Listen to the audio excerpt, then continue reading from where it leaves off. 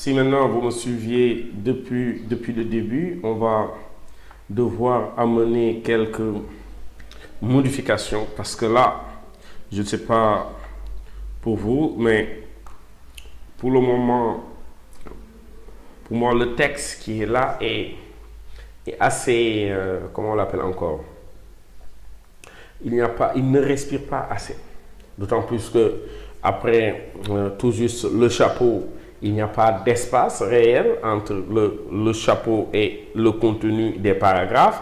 Et là, les paragraphes, pour moi, à peu près, ils semblent être très collés les uns par rapport aux autres. Peut-être ici, la signature quand même n'est pas mal parce qu'il est aligné, à droite. Donc ici, pour ce faire, là, c'est ça l'avantage maintenant des feuilles de style. Par exemple, je vais commencer par le grand titre. Donc ici, je vais cliquer dessus et le modifier. Donc ici, sur le grand titre, je vais revenir sur, bien sûr, modifier. Là, il était déjà à 18. Là même, je n'y touche pas.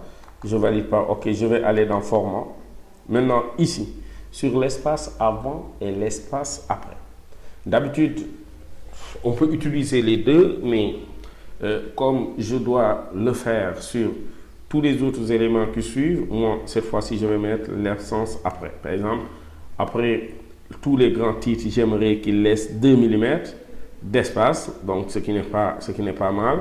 Je valide par OK. Et si vous regardez bien, hormis, bien sûr, vous avez vu que à peu près ma disposition de page a été un tout petit peu changée partout, donc ce qui signifie que là même, pour gagner un peu d'espace par rapport à celui-là, je serai obligé de faire ça et de regarder un tout petit peu, soit de diminuer la taille de l'image ici,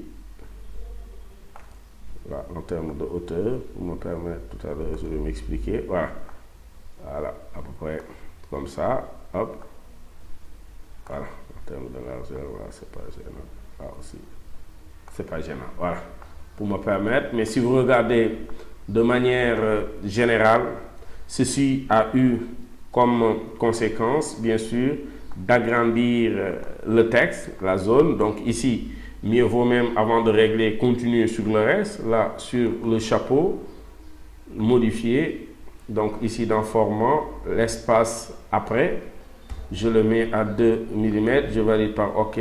Partout là aussi, ça se répercute. Il y a plus d'espace maintenant entre le chapeau et les paragraphes. Là aussi, sur le contenu textuel, je vais refaire la même chose, le mettre à 2 après. Et là, normalement, après chaque paragraphe, on a ce qu'on appelle un saut de 2 mm, ce qui laisse plus de place au texte. Donc forcément, ces modifications ont eu à perturber à peu près mes éléments, mes choses qui n'est pas du tout méchant, d'autant plus que je peux toujours décider de réduire un tout petit peu les images pour regarder est-ce que, voilà, là aussi, voilà, chose quand même qui est bien, là quelque chose de pas mal, là aussi c'est pas grave, je vais devoir le faire descendre un petit peu pour gagner de l'espace et là agrandir cette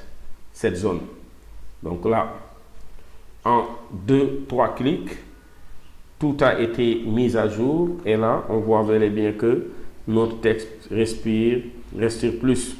Voilà, en termes de position, en termes de taille, on voit tous que notre texte respire plus. Donc d'où l'utilité forcément dans chaque magazine, là aussi je vais agrandir et lui chercher même une, voilà, c'était déjà signé. Donc là, la logique aurait voulu, comme je l'ai dit, il y a beaucoup qui tirent de la logique parce que c'est normal. Sur cette partie, si vous regardez bien, on était sur 2 colonnes. Normalement, là, l'article doit toujours continuer sur deux colonnes pour ne serait-ce que respecter,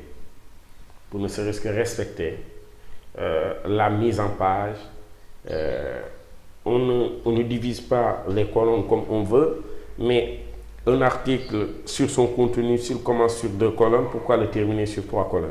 On doit, c'est pas forcé parce qu'on est dans le domaine de la création, mais la logique pourrait évoluer que, à l'arrivée, qu'on ait aussi les deux colonnes.